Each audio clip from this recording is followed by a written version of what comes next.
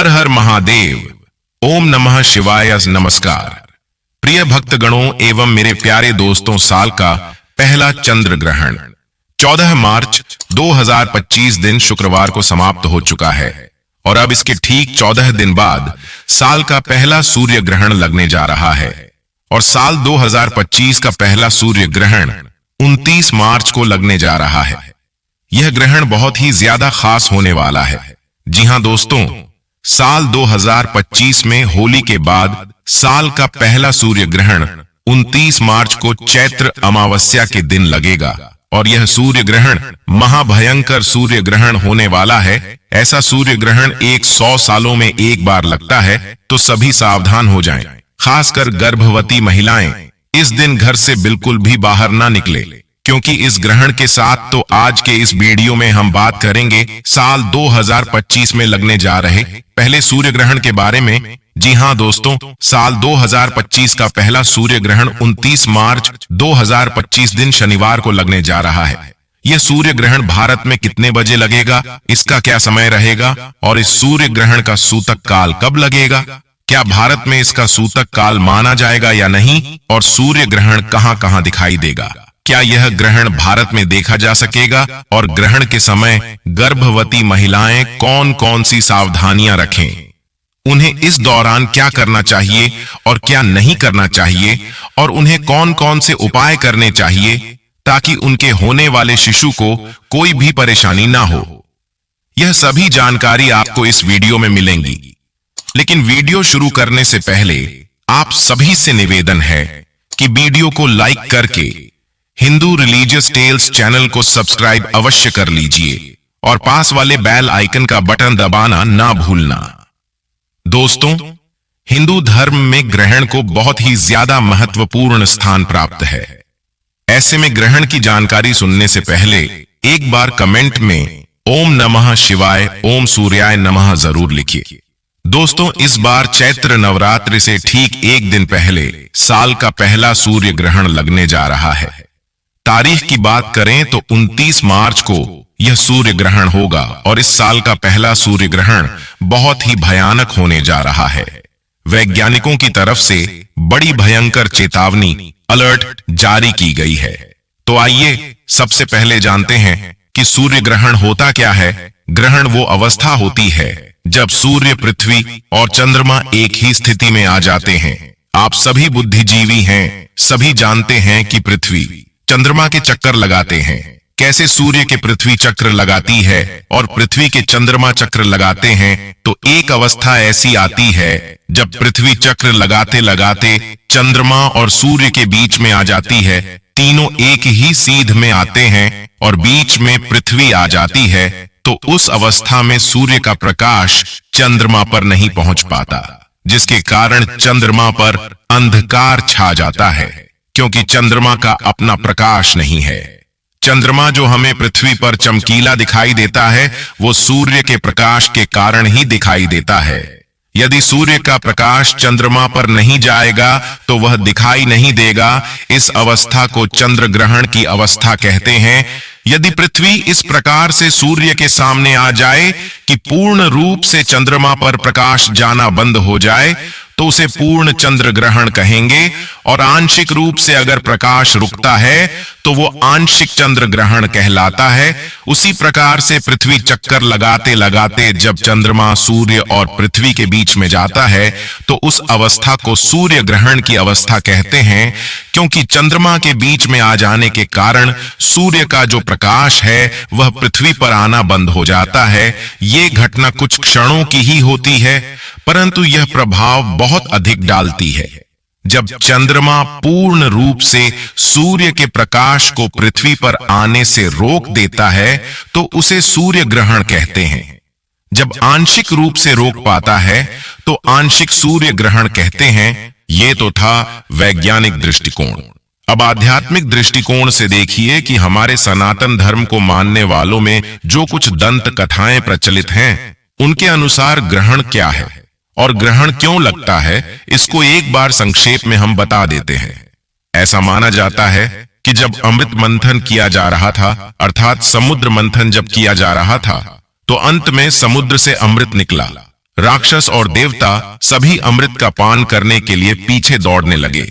तब भगवान श्री हरि विष्णु ने मोहिनी का रूप धारण किया। मोहिनी कौन? एक बहुत ही खूबसूरत अप्सरा का रूप धारण किया। मोहिनी जो सबका मन मोह लेती थी, जो उसके चेहरे को देख लेता वह उसी का होके रह जाता। इसीलिए मोहिनी रूप धारण करके भगवान श्री हरि ने वह कलश जो अमृत का था वह ले लिया और सबसे कहा कि वो बारी बारी से स्वयं सबको अमृत पान कराएंगे।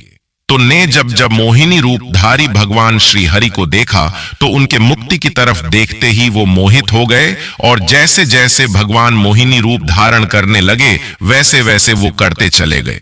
तो भगवान ने दो पंक्तियों में बिठा दिया, एक तरफ देवताओं को, एक तरफ राक्षसों को, कि वो स्वयं अमृत पान कराएंगे, वहीं देव गुरु बृहस्पति को, क्योंकि ये सब पहले से ज्ञात था कि भगवान ऐसा करने वाले हैं। इसलिए उन्होंने देवताओं को पहले ही समझा दिया था कि कोई भी मोहिनी रूपधारी भगवान श्री हरि के मुख की ओर ना देखे, अन्यथा वह भी मोहित हो जाएंगे। सभी के सभी उनके चरणों को ही देखे। तो देवताओं ने केवल मोहिनी के चरण देखे, अर्थात वो मोहित होने से बच गए। तो जब भगवान ने अमृत पान कराना शुरू किया देवताओं की तरफ से, तो राक्षसों में से एक राक्षस जो है उसको शंका उत्पन्न हुई और वह चालाकी से देवताओं की पंक्ति में आकर बैठ गया। सूर्य देव और चंद्र देव के बीच में ही अमृत पिलाते फैलाते भगवान उस राक्षस के पास पहुंचे, उसको अमृत पान कराने लगे। तभी सूर्य देव और चंद्र देव उठ खड़े हुए और उन्होंने कहा, प्रभु ये तो राक्षस है। भगवान श्री हरि को क्रोध आया। उन्होंने सुदर्शन चक्र उठाया और उस राक्षस के दो टुकड़े कर दिए, उसका सिर धड़ से अलग कर दिया। अब वो बन गया राहु और केतु। अब क्योंकि उसकी इस मृत्यु का कारण, राहु केतु की मृत्यु का कारण चंद्र और सूर्य देव थे, इसलिए ऐसा माना जाता है कि वह चंद्र देव और सूर्य देव से बहुत क्रोधित हो गया और उन्हें खाने के लिए दौड़ा। तो जब कभी वह कुछ पल के लिए सूर्य देव को अपने मुख में रखता है तो सूर्य ग्रहण लगता है, और जब चंद्रदेव को रखता है तो चंद्र ग्रहण लगता है। हम आपको बताए कि ये केवल एक दंत कथा है, ये सही है। यहां तक कि अमृत पान हुआ था, अमृत का जो है खोज की गई थी, जो मंथन हुआ था, मंथन से अमृत निकला था। भगवान मोहिनी रूप धारण करके सबको अमृत पान कराया था और राहु केतु का जन्म इस प्रकार से हुआ था। परंतु राहु सूर्य देव और चंद्र देव को मुख में रख लेते हैं। ये केवल कथाओं में ही प्रचारित प्रसारित है, पुराणों में इसकी जानकारी नहीं मिलती, इसी कारण ग्रहण लगता है। तो हमने ये नहीं लिखा है कि राहु जो है वो निगल लेता है सूर्य को या चंद्रमा को, तब ये ग्रहण लगता है।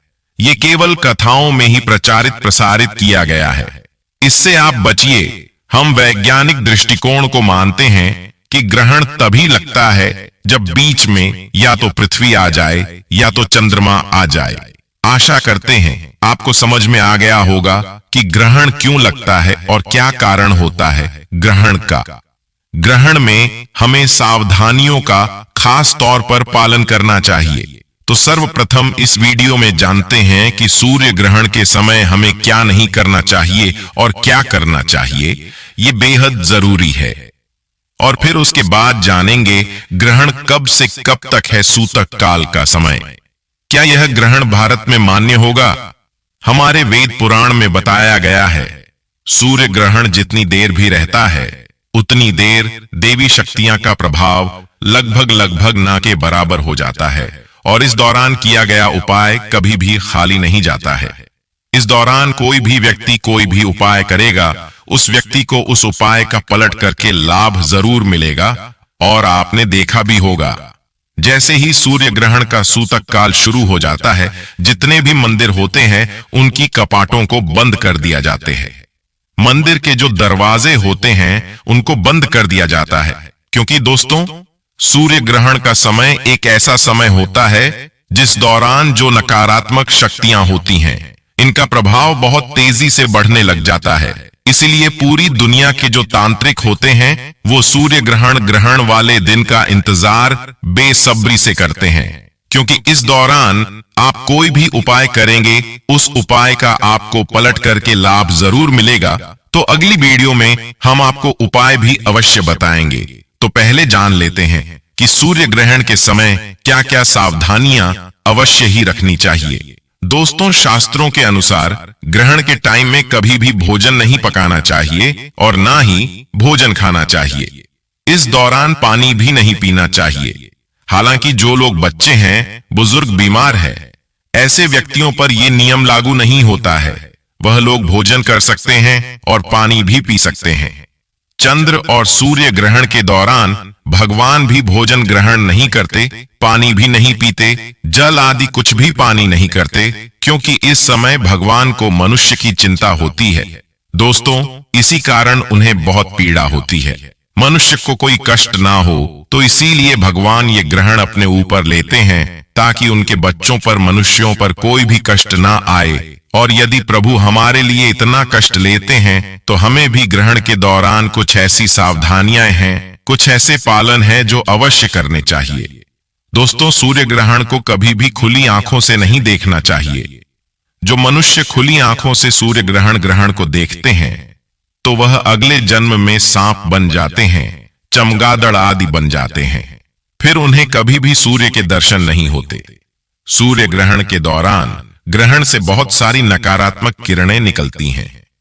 ये किरणें आपकी आंखों को नुकसान पहुंचा सकती हैं। ऐसे में ग्रहण को देखने के लिए हमेशा ही उचित उपकरणों का उपयोग करना चाहिए। दोस्तों, क्योंकि नंगी आंखों से ग्रहण को देखने पर जो उसमें से सूक्ष्म कीटाणु निकलते हैं, वो हमारी आंखों में आ जाते हैं। और शास्त्रों के अनुसार नंगी आंखों से ग्रहण देखने पर दोष लगता है। वैज्ञानिक कहते हैं आंखों पर असर पड़ता है, और शास्त्र कहते हैं नंगी आंखों से चंद्र ग्रहण को देखने पर भयंकर दोष तथा जीवन पर ग्रहण लगता है। इसलिए ग्रहण को ना ही देखा जाए तो ज्यादा बेहतर होगा। दोस्तों, शास्त्रों में कहा गया है कि ग्रहण के दौरान भगवान की किसी भी चीज और मूर्ति आदि को हाथ नहीं लगाया जाता है। हमने आपको बताया था इस समय देवी देवता पीड़ा में होते हैं, इसीलिए भगवान की प्रतिमा को हाथ नहीं लगाया जाता। दोस्तों, ऐसे में तुलसी के पौधे को भी छूना मना होता है। कहते हैं कि सूतक से पहले ही तुलसी के पत्ते तोड़ लें। सूतक से ग्रहण समाप्त होने तक तुलसी के पौधे को हाथ भी न लगाएं। ग्रहण के दौरान खाने पीने की चीजों में तुलसी का पत्ता रख देने से उस पर ग्रहण का प्रभाव नहीं पड़ता। भगवान श्री हरि बताते हैं, जो मनुष्य ग्रहण काल के दौरान यदि तुलसी के पत्र का उपयोग करेगा, उसके जीवन में कभी ग्रहण नहीं लगेगा। ऐसा भोजन कभी खराब नहीं होता। तुलसी डालने पर आप भोजन अगले दिन भी खा सकते हैं।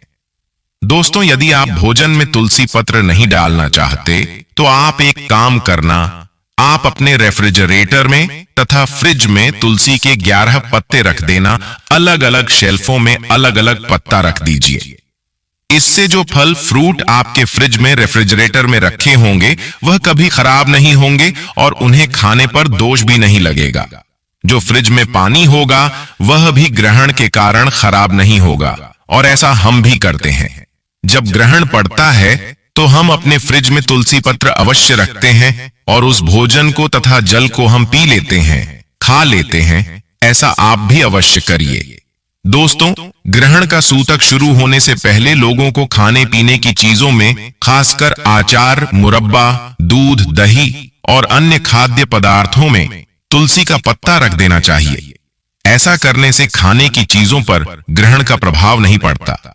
ग्रहण समाप्त होने के बाद तुलसी की पत्तियों को भोजन से निकालकर ही भोजन ग्रहण करना चाहिए। ग्रहण काल के समय गर्भवती महिलाओं को अपने पेट पर गेरू लगा लेना चाहिए। गेरू लगाकर सीधा सीधा लेटना चाहिए और पहले से ही भोजन पानी कर लेना चाहिए। छत पर गर्भवती महिला न निकले, इससे होने वाले शिशु पर ग्रहण लग सकता है। यदि भूख ज्यादा लगे तो आप तुलसी पत्र डालकर भोजन कर सकती है। दोस्तों, ग्रहण के टाइम में हमें कभी भी किसी सुनसान जगह पर नहीं जाना चाहिए। समझा जाता है कि ग्रहण के टाइम में ऐसी जगहों पर नकारात्मक शक्तियां जैसे कि भूत, प्रेत, चुड़ैल एवं काली शक्तियां का वास होता है।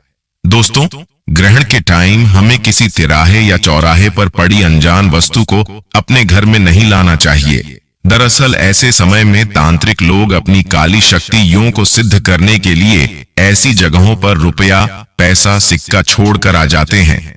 ये अगर आप अपने घर ले आते हैं तो यह आपको भारी नुकसान पहुंचा सकते हैं। खासकर घर में छोटे बच्चे ऐसी गलतियां करते हैं और बाद में पूरा परिवार पछताता है। दोस्तों, ग्रहण के बाद दान पुण्य करने के लाभ भी अनेकों में बताया गया है। जैसे कि अगर जीवन में शत्रु आपको बहुत ज्यादा परेशान करता है, क्योंकि शत्रु की जो समस्याएं हैं वो बिल्कुल आम सी हो गई हैं। काफी लोग इस भावना के कारण, जलन के कारण शत्रु जैसे बन जाते हैं, अपने खुद के ही अपने बिल्कुल शत्रु जैसा स्वभाव करने लग जाते हैं। तो इस प्रकार की शत्रुता से बचने के लिए आपको केवल इतना करना है कि ग्रहण का जो अगला दिन है, अगले दिन जाकर आपको गाय को अपने ऊपर से 108 बार एक केला उतार कर गाय को खिला देना है। ऐसा करने से गुरु ग्रह बलवान बनता है। दोस्तों, और अगर किसी शत्रु ने कोई अनिष्ट किया भी होता है या आपका बुरा करने के बारे में सोच रहा होता है, उससे मित्रता स्थापित होती है। जो लोग अपने जीवन में शत्रु की परेशानी से काफी ज्यादा परेशान हैं, इस उपाय को अवश्य ही करें। आइए अब जानते हैं साल का पहला सूर्य ग्रहण कब कब लग रहा है और कहां दिखाई देगा, और क्या भारत में दिखाई देगा और नहीं दिखाई देगा। तो क्या सूतक काल मान्य होगा, सूतक मान्य नहीं होगा, तो क्या गर्भवती स्त्रियों को सावधानियां रखनी चाहिए। लेकिन अभी तक आपने वीडियो को लाइक नहीं किया है तो वीडियो को लाइक करके चैनल को सब्सक्राइब अवश्य कर दीजिए, और हाँ, पास वाले बेल आइकन का बटन अवश्य ही दबा दें। दोस्तों, आपको बता दें कि 29 मार्च 2025 को लगने वाला सूर्य ग्रहण मीन राशि और उत्तर भाद्रपद नक्षत्र में घटित होगा। इस दौरान सूर्य, राहु, शुक्र, बुध और चंद्रमा सभी मीन राशि में स्थित होंगे, जो इस ग्रहण के प्रभाव को और भी अधिक महत्वपूर्ण बना रहे हैं। तो आपको परेशान नहीं होना है। मीन राशि वाले लोगों को क्या करना चाहिए? हनुमान चालीसा का पाठ करना चाहिए, बजरंग बाण का पाठ करना चाहिए। जितना ज्यादा हो सके हनुमान जी महाराज का ध्यान करें। ग्रहण के ऊपर में किसी भी प्रकार का कोई प्रभाव नहीं पड़ेगा, कोई भी आपका बाल बांका नहीं कर पाएगा।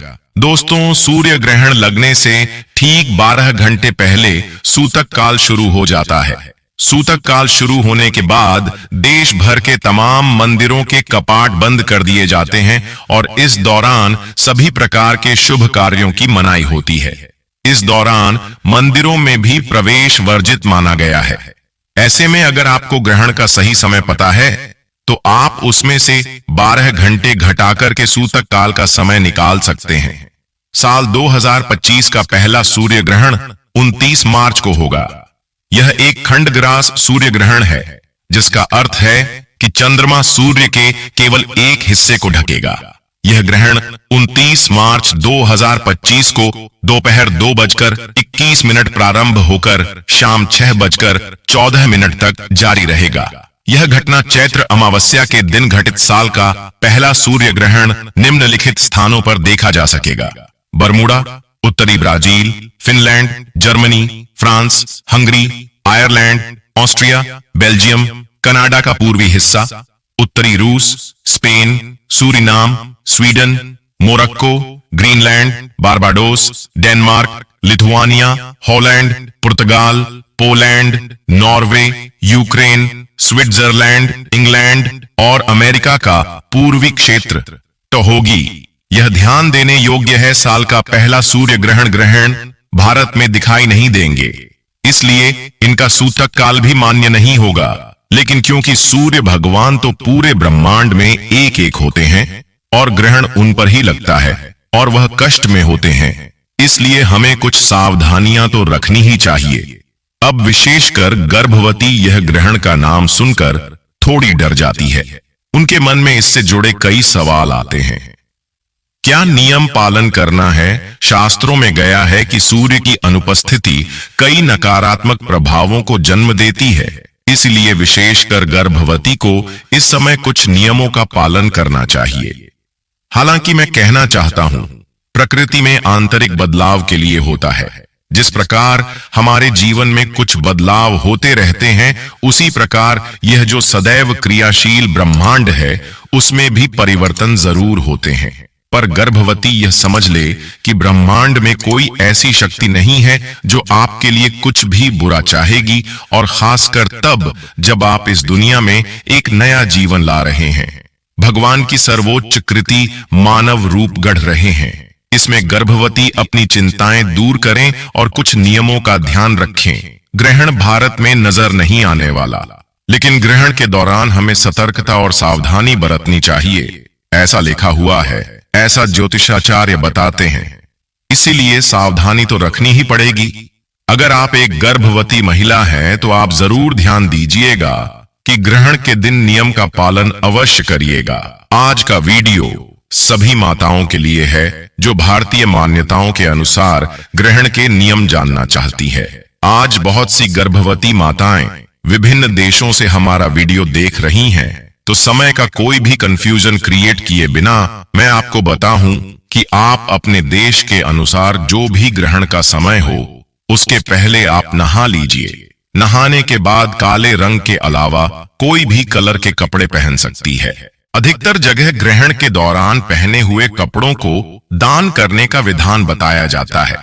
इसीलिए आपका विचार करके ही कपड़े पहने। उसके बाद समय आप घर से बाहर ना निकले। कमरे के पर्दे अच्छे से लगा ले ताकि चंद्रमा की रोशनी आपकी कमरे के अंदर प्रवेश ना कर पाए। अगर बहुत जरूरी है, आपको बाहर जाना है, तो तुलसी या चंदन का लेप आप अपने गर्भ पर लगाकर बाहर जा सकती है। सुरक्षा की दृष्टि से एक गिला नारियल अपने पास रखें।